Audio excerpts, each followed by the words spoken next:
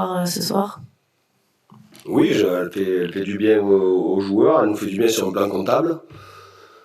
Parce qu'il faut que je précise encore une fois que le deuxième tourne à un rythme de points incroyable, que le troisième va sûrement l'emporter demain et que rien n'est acquis encore sur le fait d'être champion et qu'il est important de l'emporter.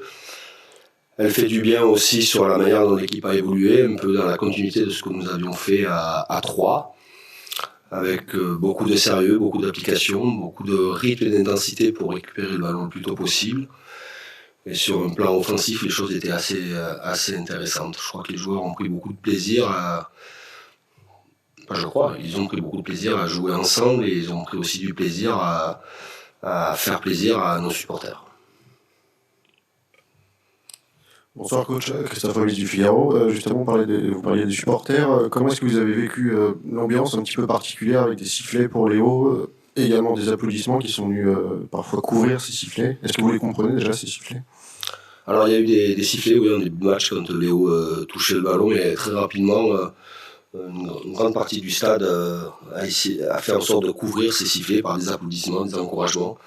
Ce que je retiens, c'est que Léo est resté dans son match très, très concentré, très appliqué, avec une réelle envie d'animer, d'être l'animateur sur un plan offensif pour permettre à l'équipe de bien jouer, de se créer des situations. Après, c'est comme ça, il est habitué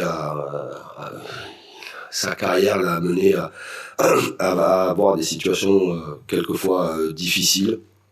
Je le répète encore une fois, il y a eu ces sifflets-là, mais il y a eu aussi tous ces encouragements, ces applaudissements à chaque fois qu'il réussissait un geste technique. Bonsoir Christophe, ici c'est Eric Chasseur pour Europe 1.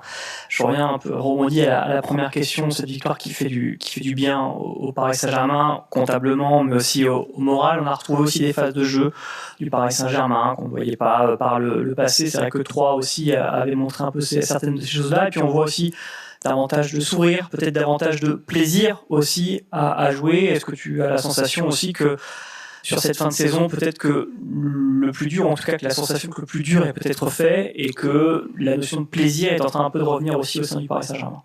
Oui, on a eu une période difficile, notamment à domicile. Et ce match, je répète encore une fois, est dans la continuité de ce que nous avions fait à 3. Les contre-performances, j'en avais parlé sur le point de presse vendredi, il y avait des circonstances atténuantes qui n'expliquent pas aussi ce trou d'air sur les contre-performances. Mais voilà, cette semaine, comme la semaine dernière, les joueurs ont été très déterminés à faire un match sérieux. Ça s'est vu tout au long des séances. Il y a aussi...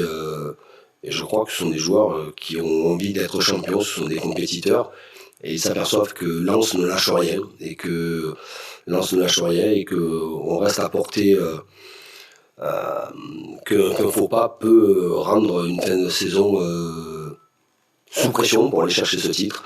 Et je le vois, ça fait 15 jours que je le vois, où il y a beaucoup d'applications, beaucoup d'échanges, beaucoup d'investissements, et ça rejaillit on le ressent lors des matchs.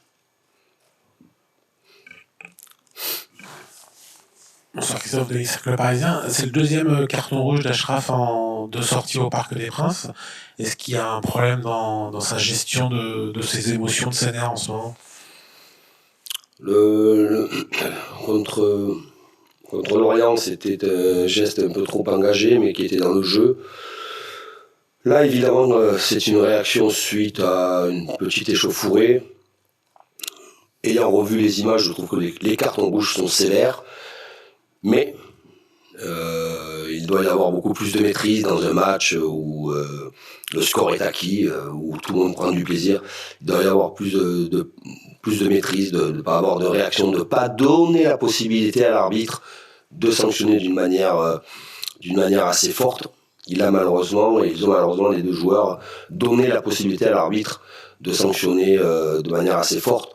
Mais ayant revu les images et un peu ce regroupement, on aurait pu avoir un peu plus de discernement et calmer tout le monde avec un carton jaune. Oui. Dernière question. Bonsoir Christophe, Jean-Pierre Blimont, Radio France. Kylian a encore été super en deuxième mi-temps. comptez plus que jamais sur lui, à la fois pour peser et pour faire le spectacle en plus. Oui, il a eu plus de possibilités de jouer. Je crois que la présence d'Hugo Ekitike dans l'axe et entre les lignes a permis à la fois de libérer Léo. Ça a permis aussi de fixer la défense à 4 d'Ajaccio, ce qui a donné beaucoup d'espace et de liberté pour Kylian, encore plus en deuxième période. Il est à l'image de l'équipe, il a envie d'aller chercher son 11e titre, et puis après il a aussi ses objectifs personnels, parce qu'il a dans le championnat aussi des joueurs qui marquent des buts, et il a l'envie d'être pour une 5e fois consécutive le meilleur buteur de la Ligue 1. C'est très bien pour lui, et c'est aussi très bien pour nous. Merci. Merci à vous, bonne soirée.